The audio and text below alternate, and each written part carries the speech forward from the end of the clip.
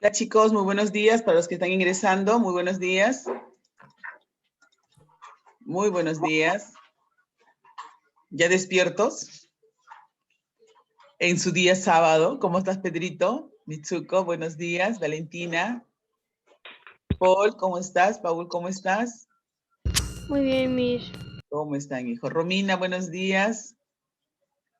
Damaris, Buenos días, Miss. buenos días. No los veo, ¿qué pasó? Hoy día sábado no los veo todavía. Están durmiendo seguro todavía. A ver, vamos a incluir a todos, ¿ya?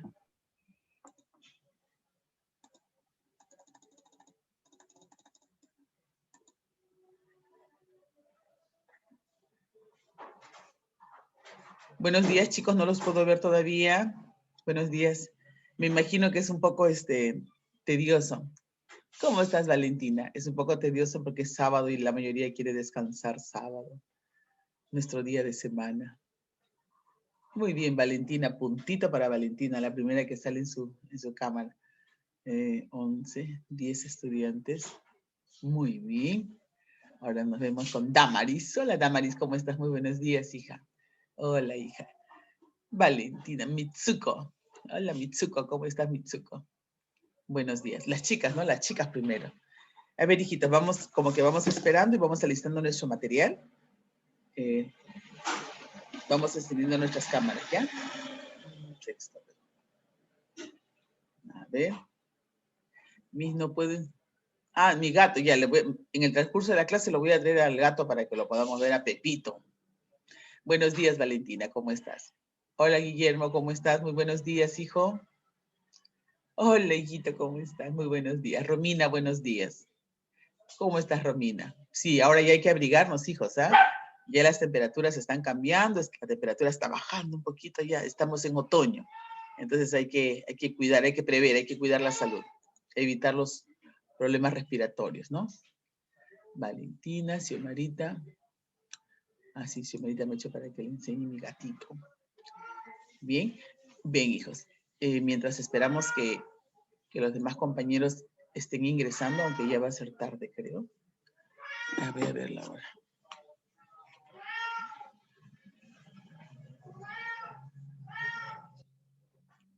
Ahí está su gatito, Miss, maullando. Pepito ya está haciendo bulla, que quiere que le den la comida húmeda, eso es tipo atún, eso quiere. Y como está con la galleta, está protestando, quiere la húmeda. Protesta de gato. No, Sí. los gatos vienen a Engríe. hacer una protesta. Hasta los gatos hacen protesta. Ajá. Un poco más los gatos al poder. De paso. Ah, Bien, hijos, muy buenos días. Como que vamos esperando a nuestros compañeros que están incorporándose, me imagino yo que... estoy conectando mi cámara, Miss, porque no la Ah, conecto. ya, muy bien. Vamos a esperar, siempre viéndonos quiénes estamos ingresando. Vamos a dar una pequeña introducción al tema que nos toca desarrollar el día de hoy. Yo para eso quiero tocar el siguiente punto. Ya estamos todos aquí presentes. Yo no sé si les he comentado a ustedes, pero yo dentro de mi imaginación digo, en esta época tecnológica donde todos los niños y adolescentes a nivel de todo el mundo están frente a esta época remota por la pandemia, ante la necesidad, ¿no?, de utilizar el teléfono, no sé, ¿no? Utilizar el teléfono. No sé si les comenté a ustedes de que tanto utilizamos. Yo no lo hago porque yo cuando escribo aquí en la compu, cuando escribo en la compu, yo escribo con todos los dedos. Yo me he acostumbrado así. Entonces, cuando uso el teléfono, me cuesta un poquito porque yo los veo que ustedes con este dedito escriben, suben, bajan, envían mensajes. Todo.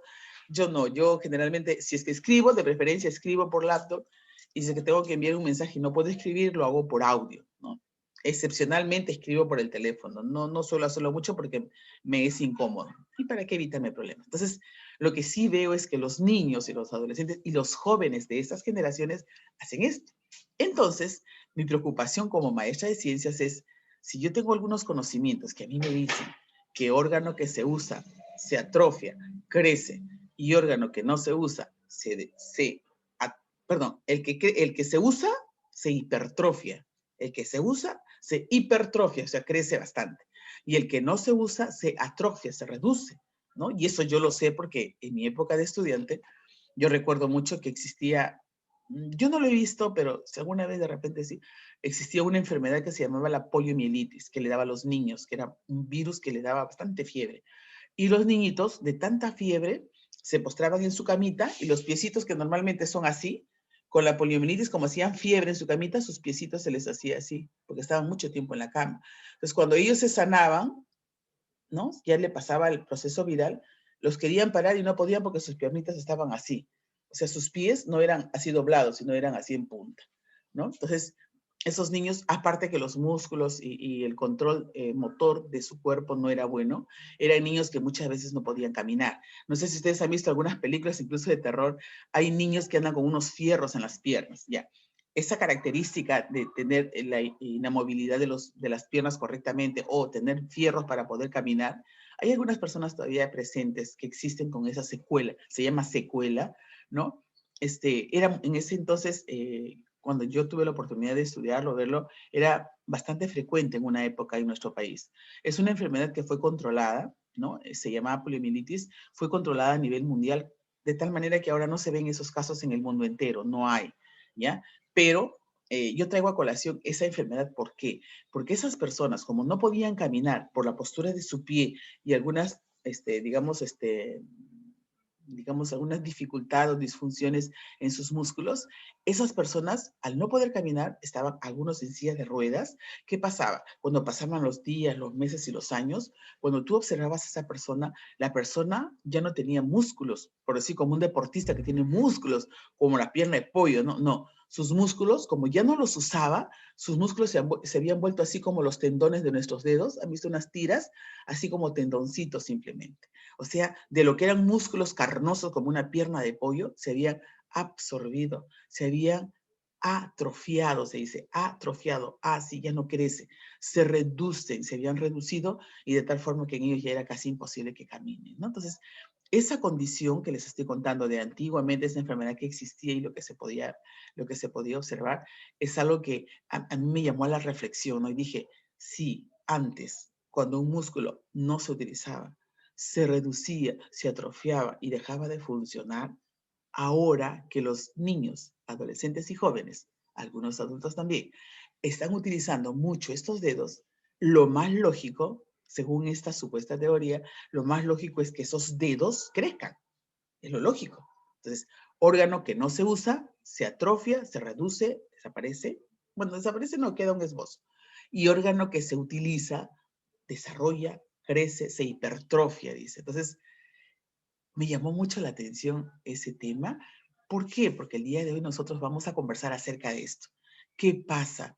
¿Qué tan real es de que esto pueda en algún momento de repente presentarse en la humanidad, ¿no? En la humanidad, porque estamos hablando de toda la humanidad. Entonces, es un tema muy interesante que lo vamos a compartir entre todos, pero para eso es necesario que estemos atentos al tratar de entender. Hay que entender por qué. Por ejemplo, yo te explico y te digo, si esa probabilidad de que los deditos nos crezcan se da, hay que entender un por qué. ¿Por qué?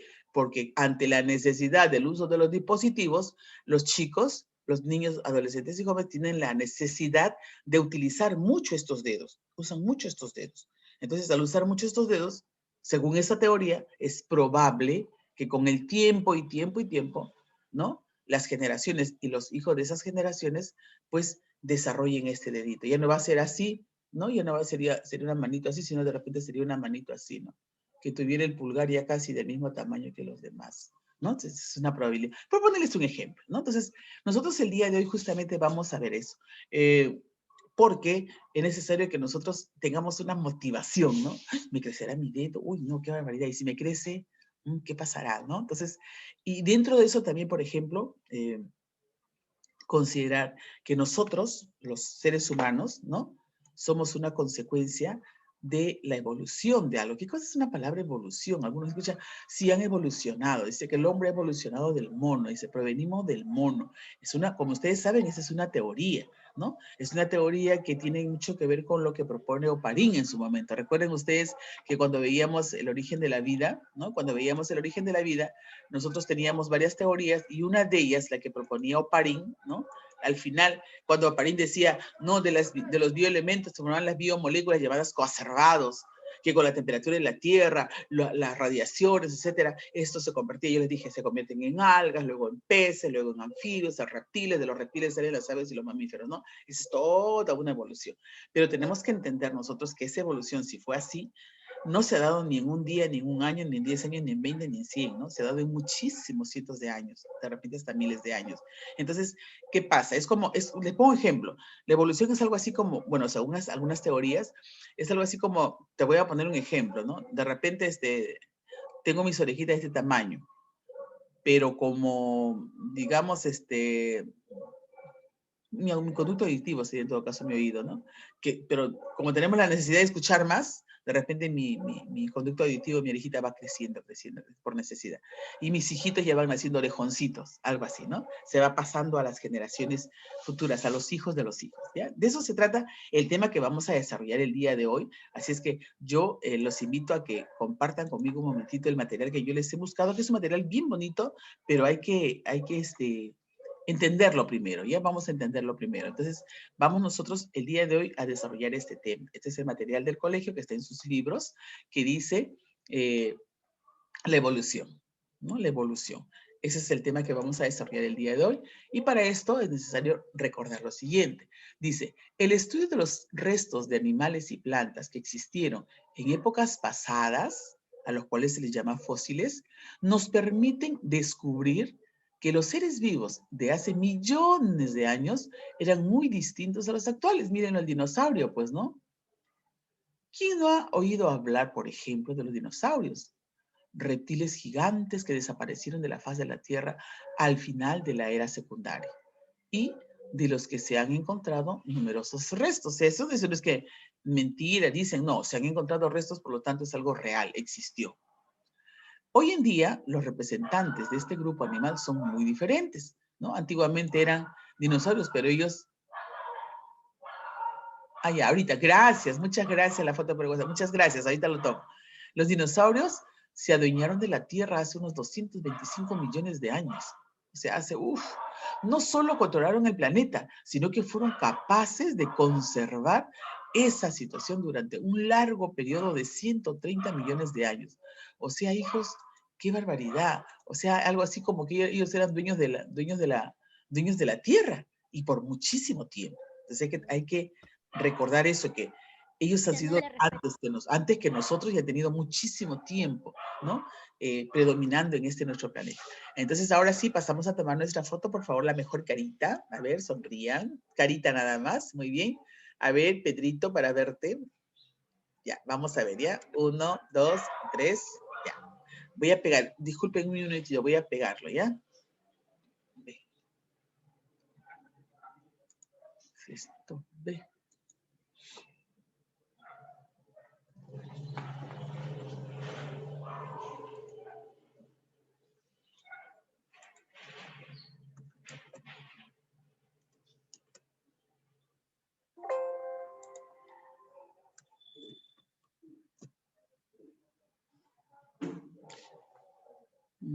No agarró.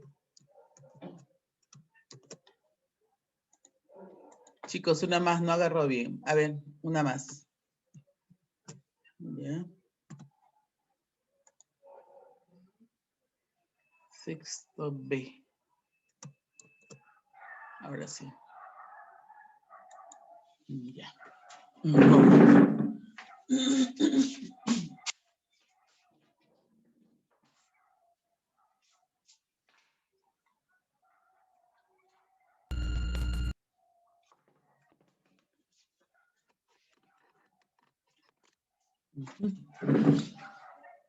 Yo tengo todo listo, pero la batería casi me traiciona. Ya está.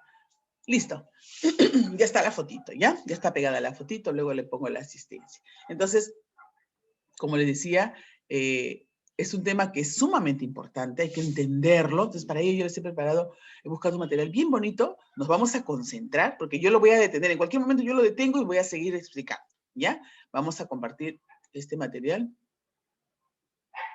¿Dónde está? Un ratito.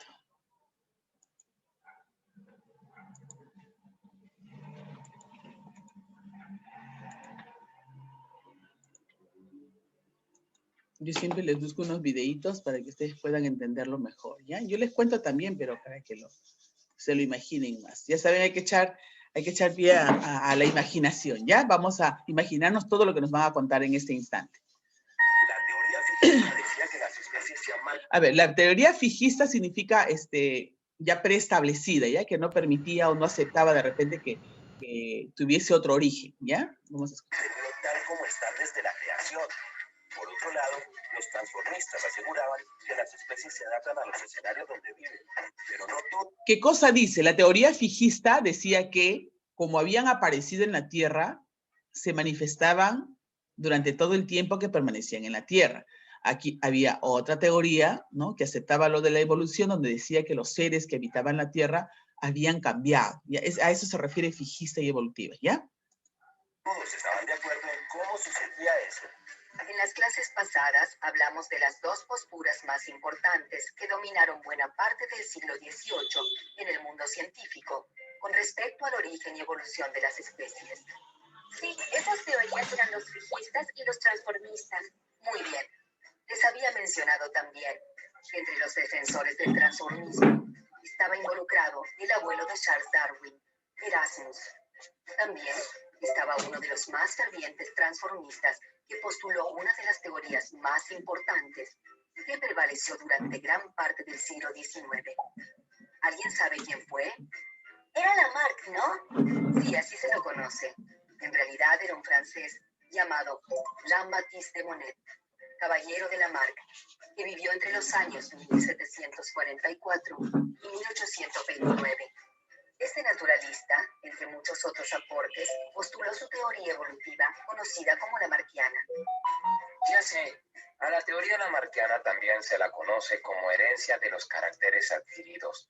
Pero el abuelo de Darwin no había ya postulado una teoría sobre lo mismo. Sí, Erasmus Darwin había postulado que las especies provenían de otras, pero no había aportado datos firmes que apoyaran esta teoría. ¿Y cuál fue el aporte de Lamarck? Lamarck propuso un método por el cual las especies podían transformarse y evolucionar. Su teoría postulaba que la evolución provenía de ciertas características del ambiente que actuaban sobre los individuos, haciendo que estos utilicen ciertos órganos o partes de su cuerpo más que otros. ¿Pero de qué manera?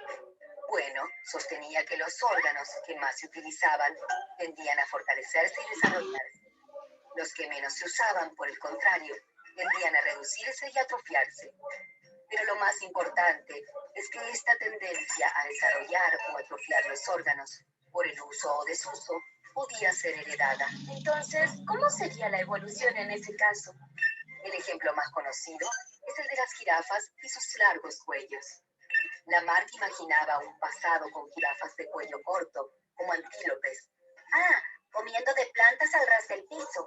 Claro, y para él, por algún cambio en el medio ambiente, las hojas más tiernas quedaron cada vez más altas en los árboles, por lo que las jirafas tuvieron que estirar más y más sus cuellos para alcanzarlas.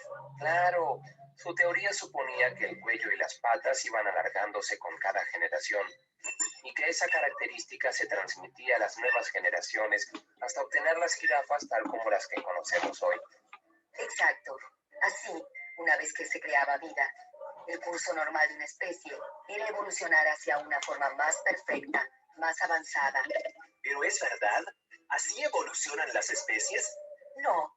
Luego de Darwin y su libro sobre el origen de las especies, esta teoría ha sido desestimada. Sin embargo, a veces nace alguna escuela que reivindica la teoría lamarckiana. Ah, sí. El origen de las especies es un libro muy famoso. Así es. Y el darwinismo es, con algunas modificaciones, la teoría que domina el pensamiento científico hasta nuestros días. ¿Estás prestando atención al video? Entonces intenta responder esta pregunta. Te daré la respuesta exacta al final. ¿Cómo hizo Darwin para postular su teoría? ¿Estudió los genes? No, el estudio de la genética es muy posterior. Darwin, en su viaje, pasó por muchas partes del mundo y recogió muchos datos. ¿Qué tipo de datos? Más que nada, formas y adaptaciones de los animales. También recabó mucha información de fósiles de especies ya extintas. ¡Qué trabajo! Pues, piensa que de su viaje volvió en 1836, pero su obra fue publicada recién en 1859, más de 20 años después. Ah, se tomó su tiempo. Es que sabía lo que sucedería. ¿Por qué? Porque sus ideas eran muy revolucionarias. Además de afirmar como Lamarck que el mundo no es estático y que las especies van cambiando, Darwin se diferenció proponiendo que las especies estaban relacionadas unas con otras por antepasados comunes. Incluso afirmó que la especie humana era producto de este tipo de proceso evolutivo y por lo tanto era un animal más que tenía ancestros en común con, por ejemplo, los grandes simios. Sí, claro, todos se enfadaron con él. Sobre todo porque ni siquiera podía explicar su teoría con los genes y las mutaciones. ¿Pero eso lo hubiera ayudado? Claro, entre las críticas que recibió, una de ellas era que no podía explicar por qué se producían esas variaciones ni cómo se transmitían, es decir, la herencia de los genes y las mutaciones. Pobre, me lo imagino solo contra el mundo con esa cara de bueno. Bueno, en realidad no estaba tan solo. Había muchos científicos que pensaban como él. De hecho, no fue el único que llegó a esas conclusiones al mismo tiempo. ¿Qué? ¿Hubo otros que presentaron lo mismo? En realidad, antes de presentar su teoría, se enteró que otro científico llamado Wallace también había juntado datos de la flora y la fauna de diferentes lugares y había llegado a conclusiones muy parecidas. ¿Le ganaron de mano? Más o menos, porque se juntaron y decidieron presentar su teoría en conjunto. Sí, pero nadie conoce la teoría más importante de la evolución como la teoría de Wallace. Sí, es verdad, quedó eclipsado por Darwin, pero es bueno pensar que en lugar de ser rivales y que sobreviviera el más apto, se juntaran y decidieran luchar juntos. Tienes razón, eso no se ve mucho. Espero que hayas aprendido mucho hoy. Si quieres saber más,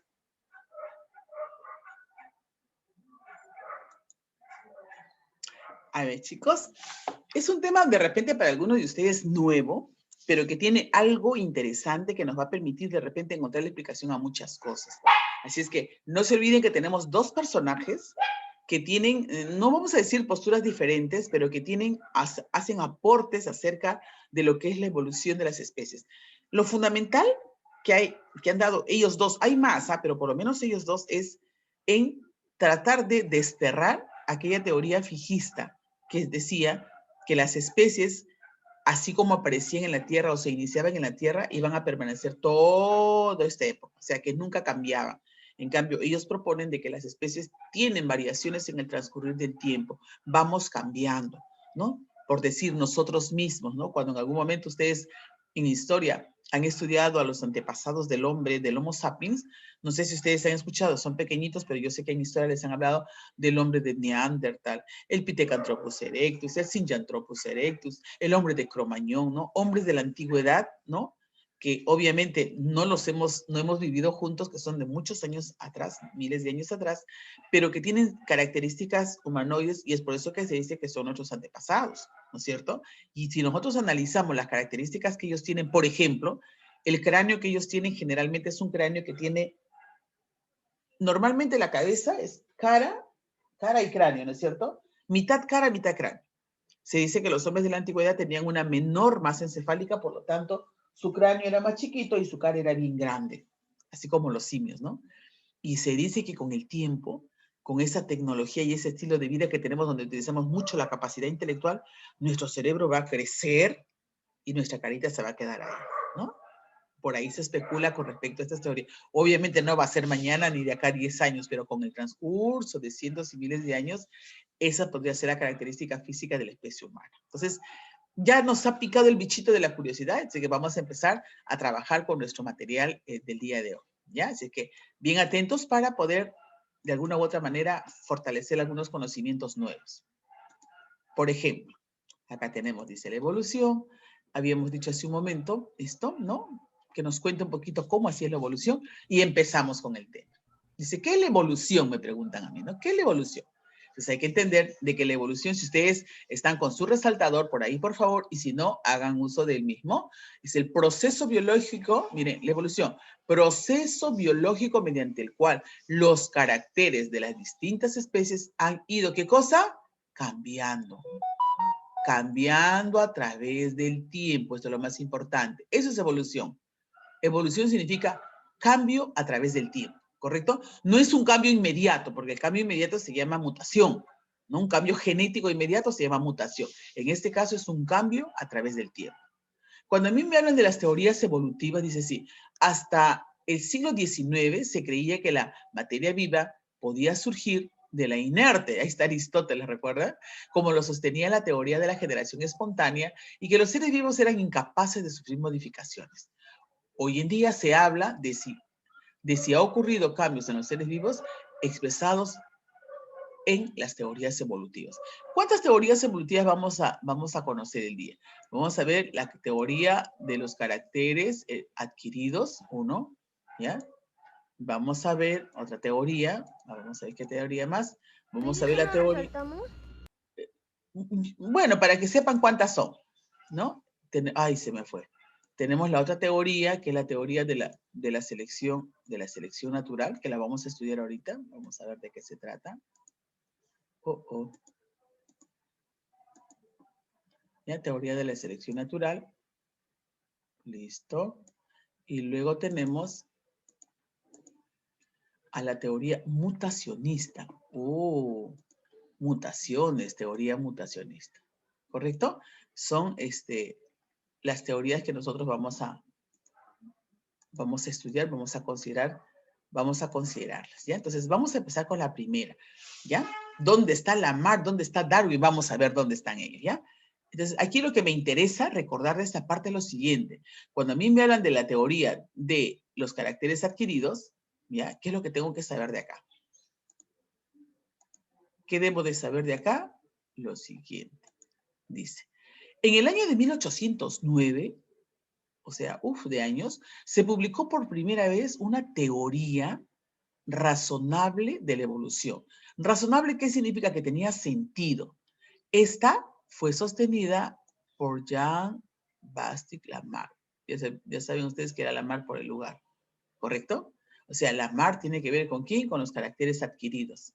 Según esta teoría, el uso frecuente y sostenido de un órgano conllevaba a su desarrollo. Lo que le decía hace un momento, ¿no? Órgano que se usa, se hipertrofia, crece. Órgano que no se usa, se atrofia, se reduce, ¿no? Aquí le hablan también acerca de la ley del uso y desuso, también le dicen así. Algunos lo conocen como ley del uso y desuso. Repito, según esta teoría, el uso frecuente y sostenido de un órgano conllevaba a su desarrollo. Y la falta del uso del mismo conllevaba a su desaparición. Mira, habían dos opciones, o desarrollaba, ¿ya? O desaparecía, ¿ya? O desaparecía, dependiendo su uso. Concluyendo que estas características que se iban adquiriendo se transmitían. Eso es lo más importante, porque decía que no es solamente que el ser cambiaba, sino que se iba a transmitir a sus hijos, ¿no? Y esta teoría de los caracteres adquiridos es fundamentada pues con una experiencia que toma en cuenta Lamarck, ¿no? Lamarck analiza esto, ¿no? El caso de las jirafas, dice, ¿no? Como el alimento estaba muy alto, las jirafas tenían la necesidad de estirar el cuello todos los días. Tanto era así que poco a poco el cuello iba estirando, ¿no? Tenían la necesidad, iba estirando. Y a futuro sus hijos nacían ya con el cuello largo, ¿no? Eso es lo que dice la teoría de los caracteres. Por eso habla, caracteres adquiridos, ¿no? O sea, cambian ella. No te olvides que Lamarck tiene que ver con el órgano que se usa y que no se usa, ¿ya? Cómo este crece o puede también desaparecer. Así es que subrayadito esa partecita para que lo tengas en cuenta. Continuamos entonces ahora, ¿qué más nos decía? Nos decía, dice, el proceso de evolución según Lamarck, ¿no? La jirafa, obligada por su necesidad de alimentarse, adquiere un nuevo carácter, un cuello más largo. Este carácter se transmitirá luego de generación en generación. O sea, sus hijitos ya van a nacer con el cuello largo, ¿ya? Esto lo sostenía Jean-Baptiste Lamarck, ¿no es cierto? En su libro de las filosofías, esto no olvidar también que es Lamarck el que propone esta teoría. Ahora pasamos a la teoría de la selección natural, que también es bien bonita, antes de la ley del más apto. Yo lo comento así. ¿Alguna vez vi una película? Ay, no me están mirando mi diapositiva. Una película donde se observaba lo siguiente, miren, ¿ah? Rapidito les voy a comentar para que ustedes también, igual que yo, nunca se olviden. Quiero salir y no puedo. Bueno.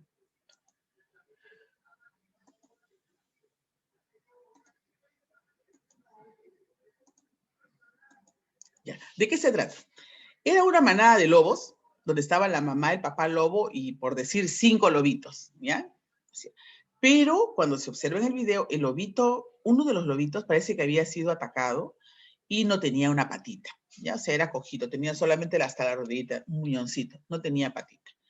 Pero ahí los lobitos crecieron, eran 5 lobitos, empezaron a crecer, jugaban como bebitos, tomaban su leche, se revolcaban, como todos los bebitos cachorros, ¿no? Entonces, fueron pasando los meses, los días, los meses de repente, y los lobitos empezaron a crecer. De pronto la mamá loba, con el papá, creo los dos, salían con sus 5 cachorritos, ¿no? Digamos, al campo, para enseñarles a cazar, porque ellos son animales que tienen que aprender a cazar para poder vivir. Entonces ellos iban con la mamá, el papá, iban y aprendían, ¿no? De pronto ya la mamá les enseñaba para que ellos también empiecen a cazar. Seguían creciendo. Y el lobito, cojito, igual iba con ellos, pero obviamente no podía cazar porque estaba en desventaja para poder correr, no lo hacía. A veces intentaba, pero se quedaba y se sentaba ahí, simplemente y miraba. Pasaron los días, igualmente la mamá ya los estaba perfeccionando en la casa porque ya eran grandes, ya estaban el tamaño de la mamá y el papá, los lobos, pero igualmente el cojito intentaba, pero al final se sentaba, ¿no? ¿Por qué? Porque al final la mamá siempre le trajo su comida a él porque sabía que era cojito, no podía cazar. Llegó un día en que los padres dejan a las crías y se van a otro lugar y dejan que los hijos integren nuevas manadas. Entonces, llega ese momento, mamá, papá y los 5 lobitos están ahí y cada uno empieza a caminar fuera del lugar donde estaba su manada. Empiezan a caminar. Separándose. Ajá, empiezan a separar. Papá, mamá, separan, en este caso no eran lobos. Cada uno toma su camino. Toma su rumbo. Y el cojito lo seguía atrás. Era un día de neblina, ¿no? Lo seguía y de pronto desaparecían y el lobito cojito trataba de alcanzarlos otra vez, pero de pronto de lo que eran 6, porque con él eran 7, de lo que eran 6, la neblina tapaba, ya no eran 6, eran 4. A la justa los veía, los seguía, otra vez se quedaba porque ya no veía y los demás iban desapareciendo, solamente veía 2 con la neblina, hasta que de pronto llegó un momento que ya no vio ninguno. O sea, mejor dicho, se quedó solo. El lobito, pasaron las horas y el lobito seguía sentadito mirando, buscando y empezó a aullar, aullaba, buscando a su manada. Pero ninguno de su manada iba a regresar porque ya cada uno de ellos había tomado nuevos rumbos para formar nuevas familias. Y la pregunta, aunque el video no lo enseña, ¿qué fin tuvo el lobito? ¿Qué fin creen ustedes que tuvo? Yo pensaba que murió, Miss. ¿No es cierto? Es lo más lógico, ¿no? ¿Por qué? ¿Por qué es lo más lógico? Porque ese lobito no estaba capacitado para cazar, por ejemplo. El lobito no sabía cazar. O sea, lo primero que iba a pasar es que se iba a morir de hambre. No podía cazar. Estaba en desventaja. ¿Ya? En otras palabras, de todo el grupo, siempre hay los hijitos como ustedes, ¿no? Los hijitos más fuertes, más cazador, mejor cazador. Ese es el más apto, por ejemplo. Hasta cuando comemos, ¿no? ¿Han visto ustedes que los animalitos cuando van a comer? Los animales cuando no se golpean esos de así la pata, así, no se recuperan a pasar el tiempo. Sí, pero si no tienen una patita no se regenera. Impossible. Yo pensaba que... No tenía una patita. Seguramente alguien se comió su patita. Era cojito, no tenía patita. No se iba a regenerar. Entonces, miren, algo que nosotros vemos en casa, lo vemos. Si yo tengo 2 perritos en el mismo plato para comer, los 2 no comen a la vez. Siempre come uno primero, lo que se conoce como el macho alfa. ¿Quién es ese que come primero? El más apto, el más poderoso, el más fuerte, el que domina al otro. Puede ser un dominio porque es más grande, pero puede ser un dominio porque es más engreído también. Pero siempre uno de ellos es el más apto. En esa manada de los 5 lobitos, el más apto era uno de ellos. El que mejor cazaba, de repente la mamá le enseñó. Pero el menos apto, el cojito. Entonces ahí se habla de la ley del más apto, dice. El más apto tiene todas las condiciones de poder vivir y sobrevivir, pero el menos apto, como el lobito, la única opción que le queda es de desaparecer y morir, ¿no? Algo así nos dice esta teoría. Así es que la Yo vamos... pensaba que la mamá iba a volver por él. No, porque la mamá hace su vida. La mamá va a hacer su vida, va a tener otra camada de crías de repente. Vamos a escucharlo, dice. Esta teoría de la selección, o sea, la naturaleza selecciona ¿a quién? A los más aptos. Los que no están aptos, simplemente la naturaleza los deja y se mueren. Mi gato siempre se pelea con el gato de mi hermana, sí, pero se van a pelear hasta que uno de los dos gane. Cuando uno de los dos gane, ya no van a pelear. Ahí ya van a saber quién es el más apto, quién es el jefe, quién es el macho alfa. Entonces dice, la teoría de la selección natural fue propuesta por Charles Darwin en su libro El origen de las especies, donde él sostiene que al faltar alimento se establece una lucha por la existencia en la que solo sobrevive el más apto. Generalmente es a veces es por el alimento, generalmente es por el alimento, pero puede ser por el alimento, puede ser por la hembrita también, otras veces es por el territorio también, ¿no? No, yo vivo acá, marca su territorio y se empiezan a pelear, ¿no? Pero siempre hay según esta teoría, hay la tendencia a que solamente sobrevive el más apto. Para tomar en cuenta, dice, para Darwin, las jirafas que tenían cuello largo sobrevivían mejor que el resto de las jirafas de cuello corto, ¿no? O sea, él proponía. No decía lo contrario a lo que dijo Lamarck, pero decía que sobrevivían porque eran más aptos que los que tenían cuello corto, ¿no? Entonces, por ahí, en algún momento ellos tienen algún vínculo, o sea, tienen alguna relación, porque por ahí han escuchado que son hasta familia, ¿no? Uno es el abuelo del otro. Entonces, miren, dos posiciones. La primera posición que nos está diciendo, la primera posición nos habla de ¿qué? De los caracteres adquiridos, ¿no es cierto? Nos habla de los órganos que se usan se atrofian y se hipertrofian y los que no se usan se atrofian. Y aquí Darwin nos habla de la ley del más apto, que solamente sobrevive el más apto. Ahora dice, teoría mutacionista. Si es que se corta, ya saben que nos incorporamos después. La teoría mutacionista fue propuesta por Hugo Brills, ¿no? Las mutaciones, ahora yo tengo que saber que es una mutación. En el siguiente bloque les voy a decir que es una mutación, ¿ya? Que son favorables, permiten que los seres vivos sobrevivan, pero si las mutaciones no son favorables, el ser vivo va a morir. Acá dice, ¿no? Las mutaciones son los cambios espontáneos. Así como la evolución son cambios, ¿ya? Igualmente, las mutaciones también son cambios, ¿ya? Van a ser modificaciones. Pero ¿cuál es la diferencia? De que la evolución se da en el transcurso de mucho tiempo. En cambio, la mutación es una modificación genética inmediata. Por decir, si este es un rayo de luz que está aquí, yo estoy acá, ¿ya? Por ejemplo, si fuera una radiación, digamos, tipo gamma, ¿no? Nuclear. Cae aquí, la radiación cae así, ¿no? Ya, así está viniendo. Un cuerpo pasa por aquí, cuando ya estás aquí ya has sido irradiado. ¿Eso qué significa?